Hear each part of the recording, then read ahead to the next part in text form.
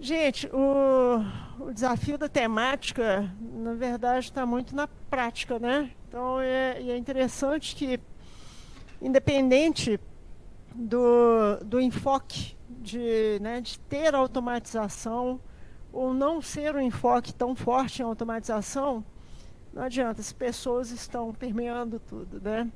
É, eu vou começar aqui fazendo também uma abertura para o público, se tem alguém querendo iniciar perguntando alguma coisa. Em relação aqui a né, o conjunto da temática que a gente trouxe, a gente viu aqui diversos pontos de vista. Chega mais para cá que está exprimido ali, coitado. É, então, para a gente poder... Tem alguém aí que queira abrir uma pergunta? Senão eu provoco pergunta do mesmo jeito aqui. Vamos lá. Nicolas, você consegue falar alto? Tá.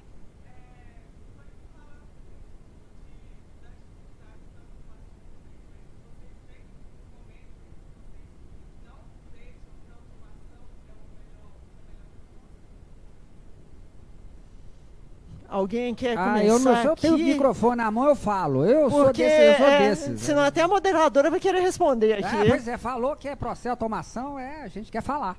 Mas eu falo pouquinho. Tem uma frase que eu gosto muito de falar, que é: o processo tem voz. Então a gente não vai fazer um estudo, uma análise do que se tem, pensando o que eu vou automatizar, né? Eu deixo o processo claro em função das diretrizes que eu tenho em um projeto de melhoria de processos. Então, com isso debaixo do braço, na análise do processo que foi modelado, eu identifico, então, o que eu vou automatizar para atender as diretrizes. E eu não fico com essa coisa na cabeça de vou automatizar tudo, né? E mesmo que eu tenha isso na diretriz, a diretriz eu quero automatizar esse processo inteiro, né? Tem momentos que o processo me diz que, olha, isso daqui reveja, não é? Então eu gosto de sempre tratar a automação, a tecnologia como um meio, né? É um suporte ao negócio. Se o negócio me pede automação, esse é o caminho que eu tenho que seguir. Do contrário, eu posso resolver de outras formas, sempre com as minhas diretrizes debaixo do braço, né? Só complementando esse ponto, a automação de processo, ela costuma passar por dois cenários muito comuns no dia a dia.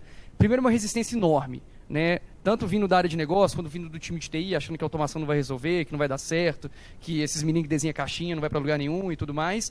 E depois tem o contrário. Depois começa a dar resultado, que é automatizar tudo, né? Vou mandar um e-mail para anexar esse e-mail. Tem como o Saidor chamar o meu e-mail para poder anexar o arquivo e mandar, eu não ter que fazer nada, não sei o quê.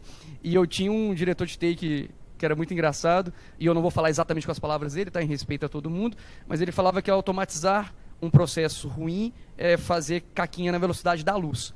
Então, a preocupação de querer sempre automatizar tudo é muito ruim.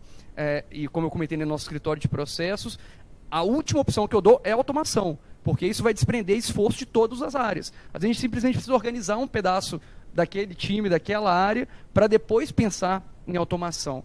Então, isso acontece com muita frequência. Como eu comentei, a gente atende muitas áreas lá no Inter, e agora eles querem automatizar tudo.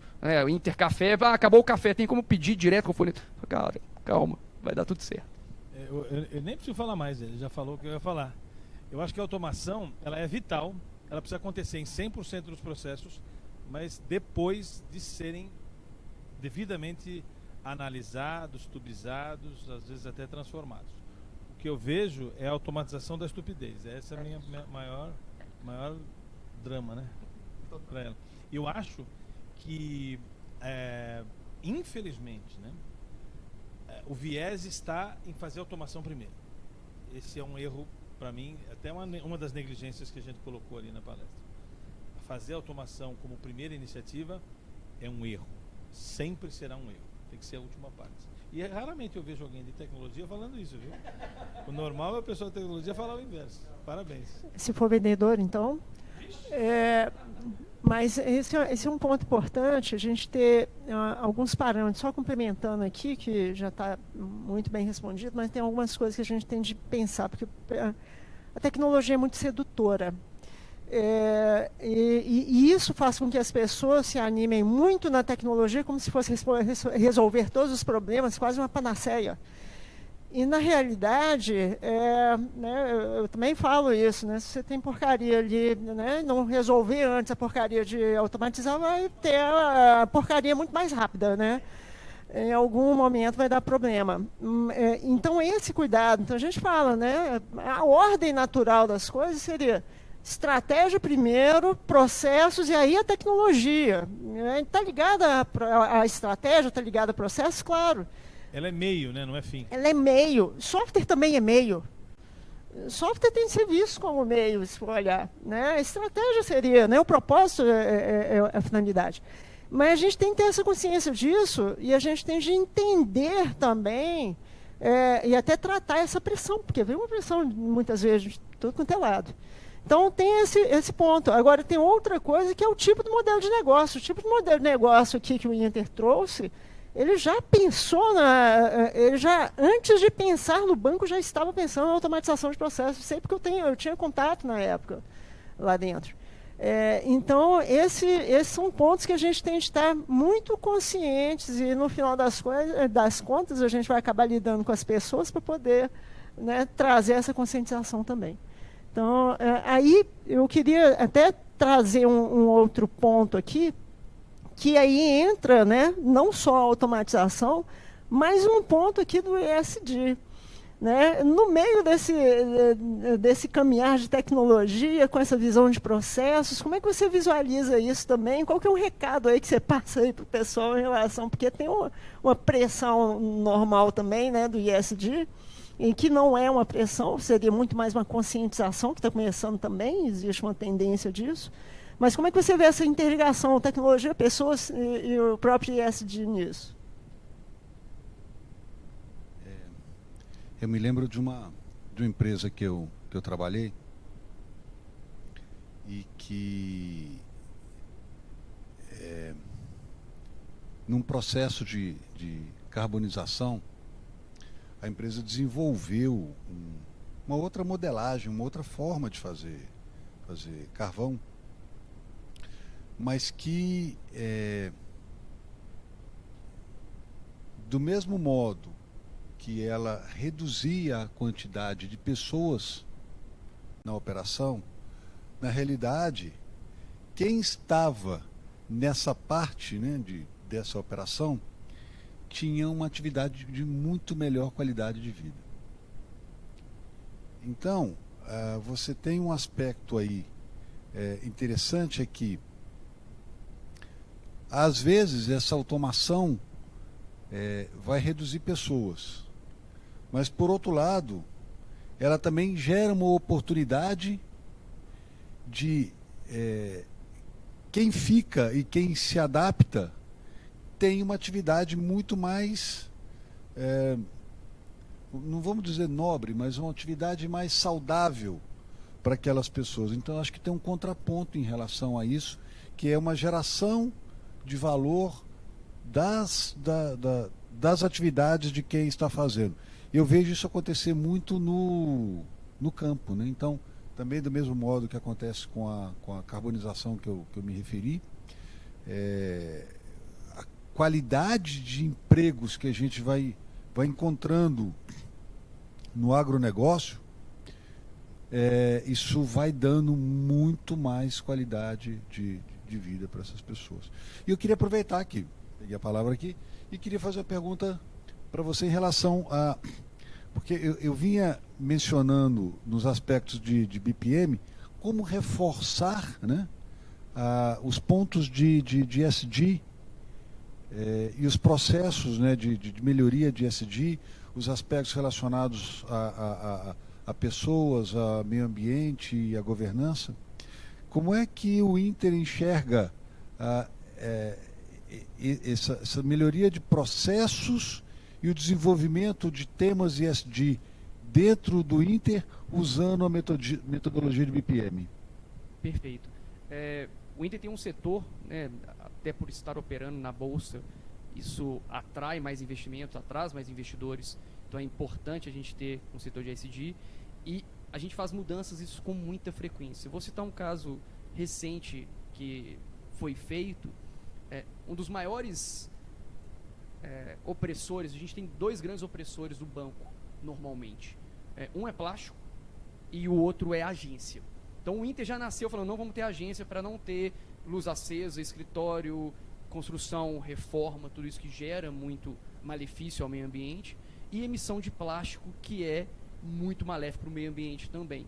Então uma mudança simples que a gente fez no nosso processo de abertura de conta é que antes a primeira opção que tinha era você colocar seu endereço para receber um cartão de crédito físico. Hoje essa é a última opção. Então você já abre a conta com cartão digital, para de emitir o cartão. A gente reduziu 60% da emissão de cartão físico em 6 meses. Que as pessoas não veem mais necessidade de ter um cartão físico com eles. Exatamente, está no celular. E um outro ponto também, às vezes a pessoa não tem nem crédito e a gente mandava um cartão de crédito para a casa da pessoa. Porque o primeiro passo era, você quer um cartão, a pessoa falava sim, aí na hora da análise do crédito, a pessoa não recebia nenhum crédito, era um cartão lá que ela não tinha nada para fazer com ele. Então, são mudanças pequenas que a gente faz, e o time de SD é uma área de negócio dentro do banco que a gente precisa atender. Então, isso é constante. Essas mudanças que a gente tem que fazer e acompanhar todo dia, e a automação permite muito esse controle para identificar eventuais desperdícios e gargalos, para diminuir e mitigar qualquer problema que tenha de desperdício. Que acaba com esse dia, o grande foco é esse, né? Parar de desperdiçar, parar de gerar coisa que não precisa, e ter mais atenção no ser humano e no meio ambiente.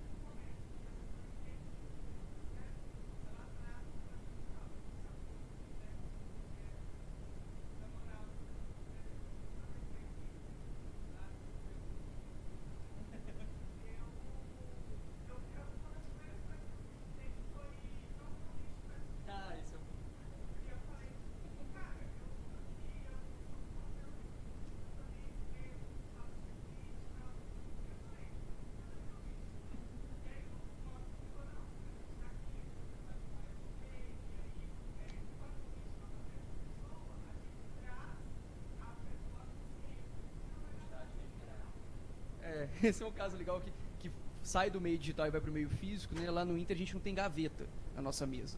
E o lixo fica um pouco distante da mesa das pessoas, justamente por essa consciência da quantidade de papel e lixo que a gente gera. Então eu entrei também, quando eu entrei eu falei, mas e minha gaveta? Eu falei, mas você quer gaveta para quê? Por que você vai ficar guardando essa gaveta? E eu lembro, quando eu mudei de empresa eu trabalhei 8 anos na Sambatec, antes de ir para a DTI, depois antes de ir para o Inter. Eu lembro quando eu fiquei 8 anos na Samba, quando eu fui embora, era assim, 2 caixas de papelão, de papel, processo, desenho que eu tinha lá, nem sabia que estava lá usando, né? Que você vai gerando esse desperdício, esse acúmulo. É um bom ponto, mano, eu nem lembrava dessa situação. Tendo como gancho, alguém perguntou de cultura, né? 3 coisas são fundamentais para que uma mudança de cultura aconteça. O primeiro é a mudança de comportamento, que a gente trabalhou bastante aí no workshop, quem fez comigo. O segundo são símbolos. E isso que você falou é um símbolo fantástico. Retirar a gaveta das pessoas mostra que elas não têm nada para guardar. Não tem para guardar. Esse é um símbolo enorme. No Banco Itaú, por exemplo, as pessoas podem trabalhar nas sedes ali de calção. Né? Isso é um símbolo. Poxa, pode ir de calção, um ambiente absolutamente formal, né? Então é muito importante. A cultura só muda quando os símbolos também mudam. Isso é fundamental. Eu nunca tinha pensado em retirar a gaveta. Nunca tinha pensado. E ele é absoluto. Eu vou tirar da minha casa, inclusive. Porque você guarda coisas lá que literalmente você não precisa. Se você não tivesse a gaveta, você não teria aquela coisa. Né? Fantástico. E processos. São 3 componentes que fazem com que uma cultura mude: os símbolos, esses rituais todos, os comportamentos e os processos. E vem a Acho liderança que ele queria também. falar ali. Ó. E aí vem a liderança também estimulando isso, né? Se der o exemplo errado, vai embora. Esses é que são os doentes. Tem um rapaz ali.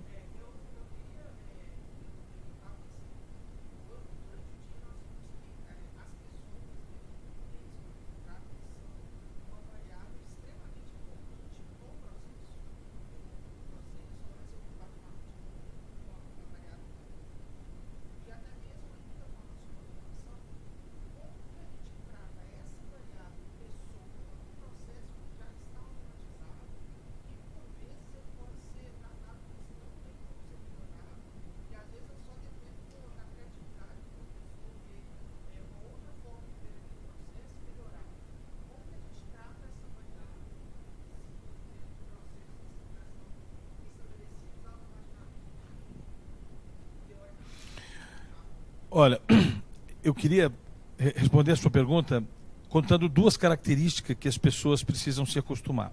Há dois tipos de trabalho, o algorítmico e o heurístico. O algorítmico é todo o trabalho que a máquina vai substituir a inteligência artificial. Aliás, a inteligência artificial está substituindo o heurístico, né? Mas sobra ao indivíduo o trabalho heurístico. O trabalho cujo ativo é intangível, que a gente não sabe muito explicar como é que se faz. Esse é o desafio. A maioria das pessoas estão fazendo trabalhos algorítmicos, cuja substituição é iminente, seja por uma tecnologia, seja por qualquer outra coisa, né? Isso é um problema cultural. As pessoas estão acostumadas a fazer um trabalho algorítmico. E a pergunta que se faz na IBM, no Google, que a gente tem tido algum contato, é que você é capaz de entender que uma máquina vai substituir o seu trabalho? E sobra o que para você fazer? Então, esse é um trabalho cultural da gente. Quer dizer, eu preciso me ater ao que eu vendo e não ao que eu faço, ao meu deliverable.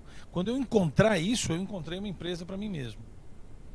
E esse é a heurística que se precisa desenvolver. Quando você desenvolve a capacidade do cara entender o que ele fabrica, ele cresce exponencialmente num segundo. Porque ele vira, de fato, um empresário do seu pedaço. A palavra empreendedorismo cabe a qualquer pessoa que esteja dentro do negócio do outro. Mas, infelizmente, a gente não tem isso. As pessoas trabalham e não se focam no heurístico. Quero fazer um contraponto da parte de automação e de pessoas. Algumas características também interessantes. Quando eu brinco, né? Assim, eu venho de uma família de 4 gerações de advogados. E quando eu fui fazer faculdade, eu falei pro meu pai, não quero fazer direito, porque eu não quero lidar com gente, eu quero lidar com máquina. Quebrei a cara, né? Tipo assim, eu sou quase psicólogo. E eu falo com todo mundo do meu time que ciência da computação e automação não é de exatas, é de humanas. Você precisa ter uma sensibilidade gigantesca para lidar com as pessoas. E as pessoas, naturalmente, elas tendem a ter uma resistência à mudança, isso é uma característica padrão. O que eu prego para o meu time, para eles realizarem, é identificar aonde está doendo na pessoa. O que ela está fazendo ali que ela está insatisfeita. Aonde que ela está sofrendo num trabalho burocrático, braçal, não intelectual, que ela está desperdiçando o tempo dela, a capacidade cognitiva dela, preenchendo o formulário. E é aí que a gente ganha a pessoa na automação. E para ela começar a gerar valor em cima de um processo existente, como você comentou, é quando você tira todo esse resto que estava atrapalhando a visão dela. Então, as pessoas, a gente tem que entender e valorizar que quando ela está inserida naquele negócio, normalmente, ela vai ser a pessoa que mais vai entender daquele negócio. Não adianta eu chegar lá para automatizar um processo e achar que eu vou resolver a vida da pessoa que está lá no banco há 20 anos. Então, eu tenho que ser capaz de identificar onde está doendo, eliminar aquilo e permitir que ela comece a fomentar novas ideias através do conhecimento que ela já tem inerente do processo e do negócio que ela lida no dia a dia. Então, é um papel fundamental e a gente só ganha as pessoas quando a gente começa a entregar valor para elas. Então, eu chego lá e falo assim, o que você está precisando? E aí eu consigo identificar onde está doendo para poder eliminar. Vocês perceberam por que o título é Processos e Pessoas, né? É isso. Já arrancaram as minhas gavetas, já tiraram minha cadeira para eu fazer reunião em pé, já pediram para eu conversar dentro do elevador para ser mais rápido ainda, né?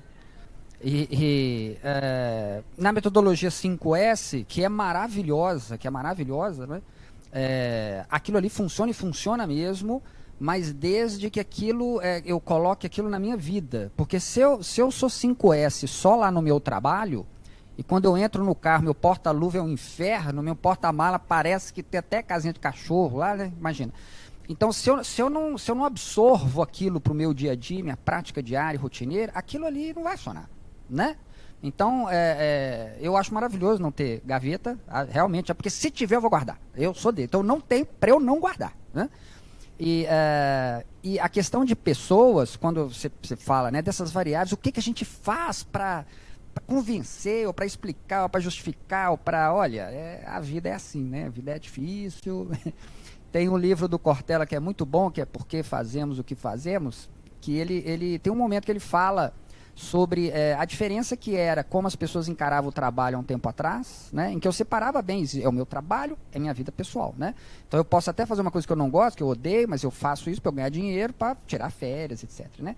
E hoje as pessoas não querem mais isso, mudou, Hoje as pessoas elas querem uma coisa que seja autoral, ela quer se identificar naquilo que ela faz, não é?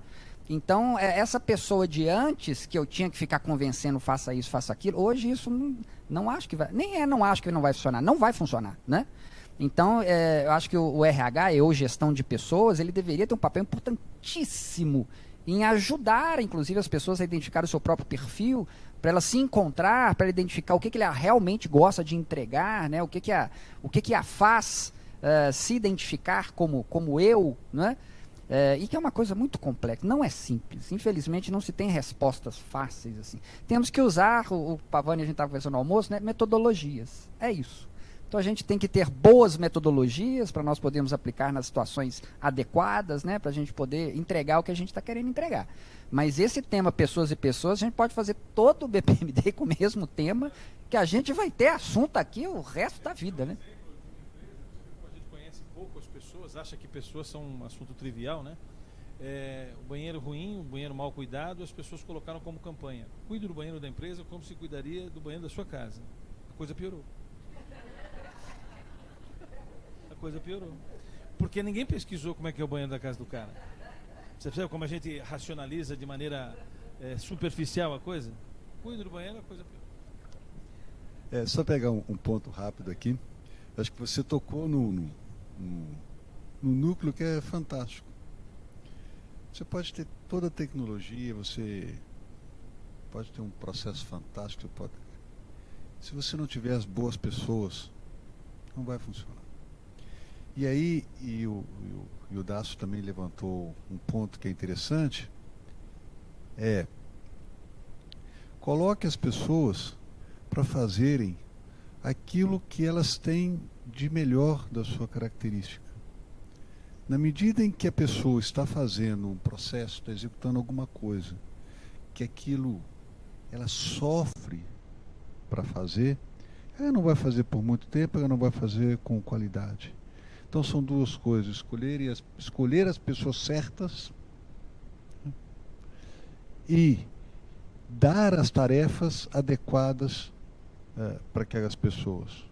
Gente, nós podemos ter a tecnologia que for, mas alguém ainda vai ter que apertar o botão de Enter. Não adianta. E até o apertar o botão de Enter, a gente precisa ter as pessoas adequadas e motivadas. Esse é o núcleo da questão. E se fosse fácil, estava todo mundo fazendo. Isso é difícil demais. Se fosse fácil, já tinha resolvido. A gente não estava aqui, não tinha pós-graduação, não precisava, né? Mas não é. Esse é o grande desafio que eu falei no início. E o entender essa questão, né, de que eu preciso, qual que é o melhor perfil aqui para esse tipo de trabalho, mas tem de também entender que cada perfil é único e respeitar. A gente precisa de dar a segurança psicológica ali, entender e motivar. Porque também tem aquela, né, nem chefia, tem uns que nem chega a ser chefia, pior do que chefia, né? Quando trabalhava, como é que era o nome? Aquele capataz que cuidava do... Como é que era o nome? Não era... Eu vou lembrar o nome. Era um nome? Eu vou lembrar o nome.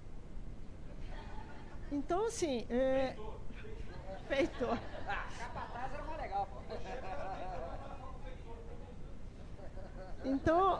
Então isso já cria, né, um direcionamento em que acontece uma pressão absurda, né? E a gente precisa de quebrar essas questões, e quem for liderança precisa de entender. Você falou bem, você acabou, né, pensando em não precisar de, né, muito de lidar com a gente, acaba tendo de lidar psicologicamente, entender. Só que para entender isso, também a gente tem de entender a gente, para poder... Opa, peraí, até onde que eu posso ir, como que eu vou extrair o melhor da outra pessoa? Então, não é só de um lado, mas isso é uma construção e um aprendizado contínuo. Se fosse fácil, realmente, pega, né, a gente fala muito da análise DISC, né, uma das mais famosas de comportamental, Gente, vocês sabem quando que foi criada essa análise DISC? Alguém sabe? 1929. Daqui a pouco está fazendo 100 anos. Vocês sabem quem criou? Que criou? É interessantíssimo, né? O cara que é o criador dos quadrinhos da Mulher Maravilha. Ele era psicólogo, doutor e um extremo observador.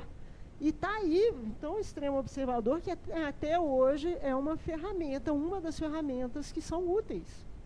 Não quer dizer que é perfeita, não. Porque a gente tem uma questão também importante. Uma coisa é comportamental, outra coisa é caráter. Ele não pega caráter. Foi feito um experimento mundial onde se testou a capacidade das pessoas exercitarem a honestidade mediante um troco entregue errado para um cidadão que era atendido pelas pessoas. Foi feito no Brasil, tudo, em vários lugares do mundo. Eu, quando vi a pesquisa, falei assim, o Brasil não vai devolver a grana, né? Pelo contrário, todos os países devolveram. Isso foi feito recentemente. Todos os países, o atendente que entregou o troco a mais, o cliente devolveu. Aí mudaram o experimento e trataram mal esse cliente. Fizeram com que a experiência de atendimento fosse mal sucedida. E ninguém mais devolveu o troco a mais.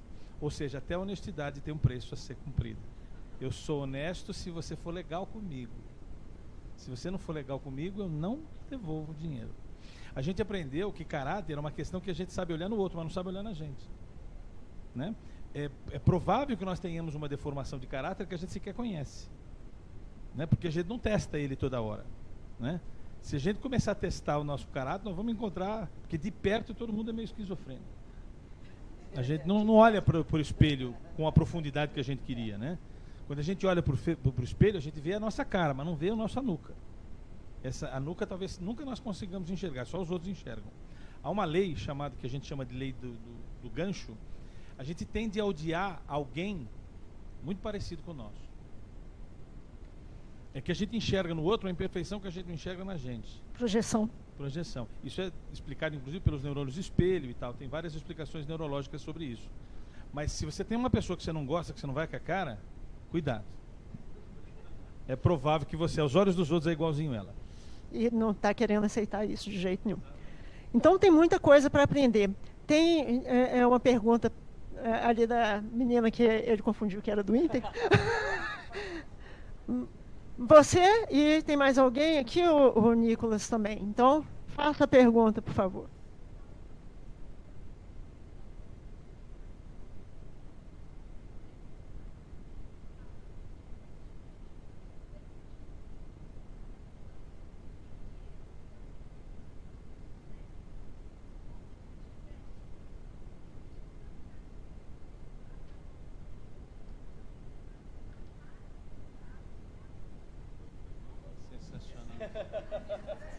Pergunta sensacional. Faço a menor ideia. Mas eu vou te dar vou te dar um feedback aqui importante. Olha, eu, como disse na palestra da manhã, eu adquiri no começo a tendência em demitir. E vi que é uma má ideia a demissão, porque você contrata uma pessoa tecnicamente pior e comportamentalmente tão nociva quanto. Mas hoje eu aprendi também que insistir no desenvolvimento comportamental de uma pessoa pode não ser legal. Portanto, um desenvolvimento comportamental ele é um ato voluntário. Ok? Tem que ser um ato voluntário. Eu não posso chegar para você e falar assim, ó, você vai fazer essa intervenção aqui porque você precisa. Você está muito problematiquinha.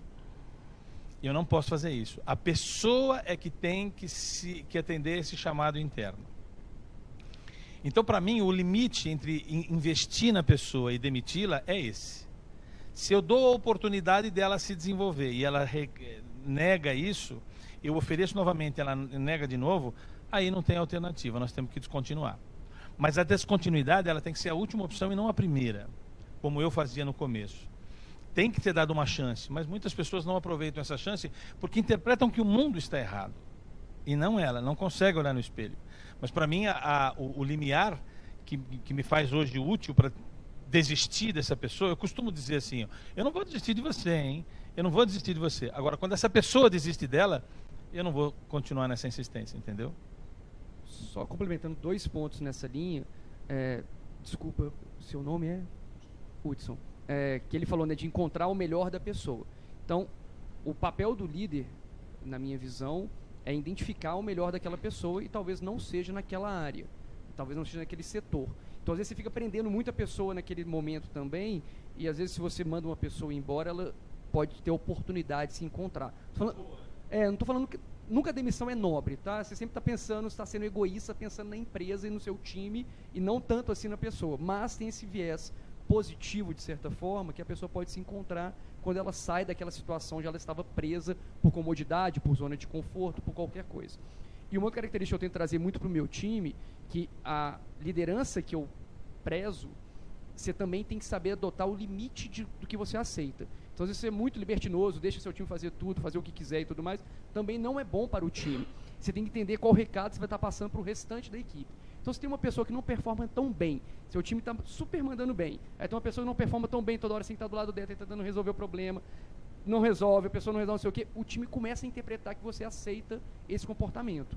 Então, o gancho perfeito, né, você tem que dar o direito da pessoa se desenvolver, mas se ela não consegue, ela não quer, se você deixar isso durante muito tempo permeando, acaba impactando o time como um todo, e aí você deixa de ser um líder bom para o time, para poder atender única e exclusivamente uma pessoa. Então, acho que tem que saber dosar também nesse sentido. Uma pesquisa recente que saiu, que em Harvard, que pesquisas de clima organizacional tem um indicador que não é quanto maior, melhor. Quando você tem uma pesquisa de clima acima de 80%, as pessoas passam a ser permissivas umas com as outras e a performance cai. Ou seja, climas organizacionais bons têm um limite de 80%. Acima disso, eu sou tão chapa de você que você fala e eu perdoo. E a recíproca é verdadeira. A performance cai porque a gente para de ser exigente uns com os outros. Então é uma questão que para mim foi bem surpreendente, porque a gente se trabalha, quanto maior, melhor o clima, né? Quanto melhor o clima, não. Quanto melhor o clima, passando de um certo limiar, as pessoas passam a ser permissivas e isso prejudica a performance de maneira muito relevante.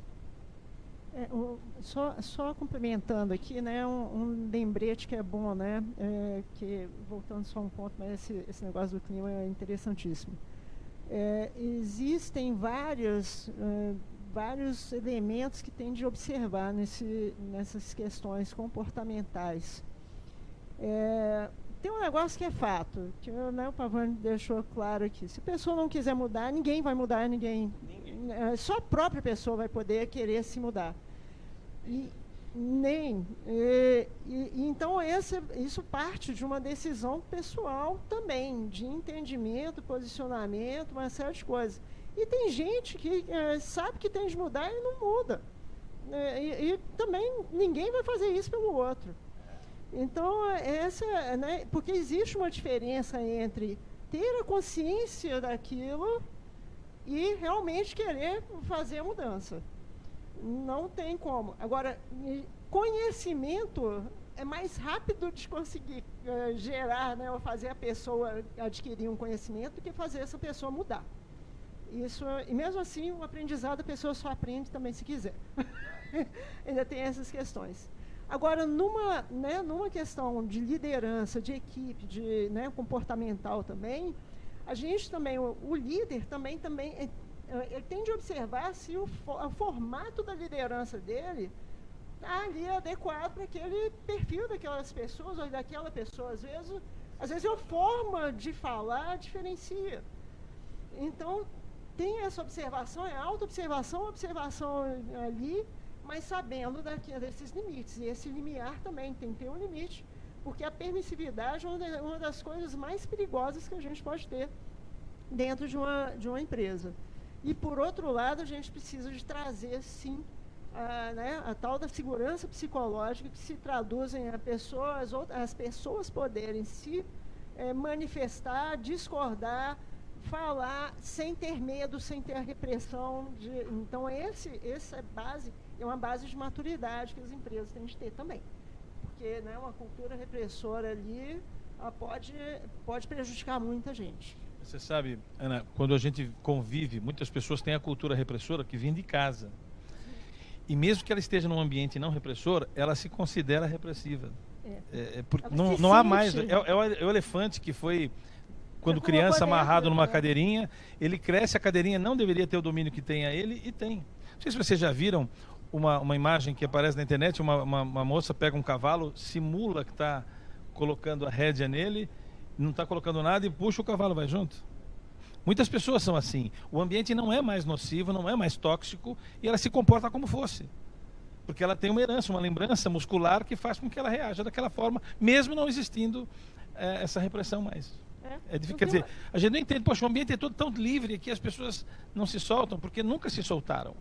Não vai ser porque tem um ambiente aberto que ela vai se soltar, ela tem essa herança comportamental. Óbvio que tem também esse aspecto. Ou seja, são vários aspectos, tem de ser um exímio observador assim, é um aprendizado de observação constante. Não tem como, não tem resposta exata para isso. Vamos lá, Nicolas.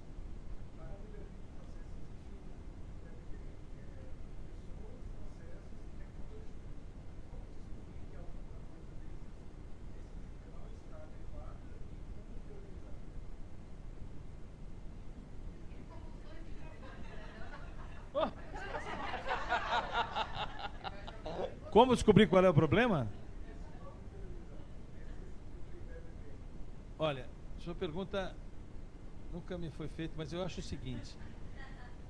Se eu tiver problema nos 3, eu começaria com pessoas. Fala exatamente a mesma coisa. Se eu tiver problema em 2 e não for pessoas, eu ainda começaria com pessoas. Porque as pessoas são capazes de corrigir qualquer coisa. É isso aí. Qualquer coisa. Porque esse tripé só não existe sem as pessoas. Sem tecnologia, eu até me viro. Sem processos, eu faço do meu jeitão e a coisa acaba funcionando. A eficácia vem antes da eficiência, a eficiência não vem nunca. Mas sem pessoas, nenhum dos dois rola. Então e é a grande lacuna, para mim, a grande negligência. A gente pula esse assunto.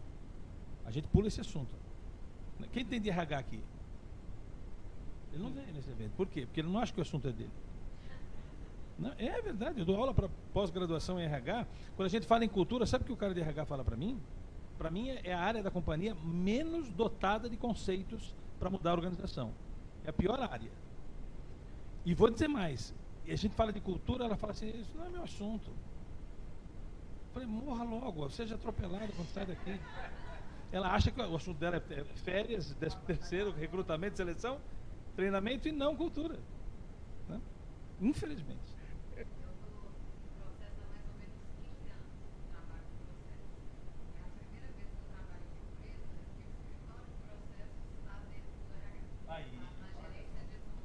Maravilha, parabéns. Agora, é bom, mas é ruim. Porque exige do pessoal de RH, me desculpe a franqueza, um amadurecimento sobre a questão do que ele conduz muito grande. Porque tem que ser um RH muito estratégico. E chamar de RH já está inadequado, né? Eu não sei mais qual é o nome. Acabou, né? Isso aí. Horário de sorteio.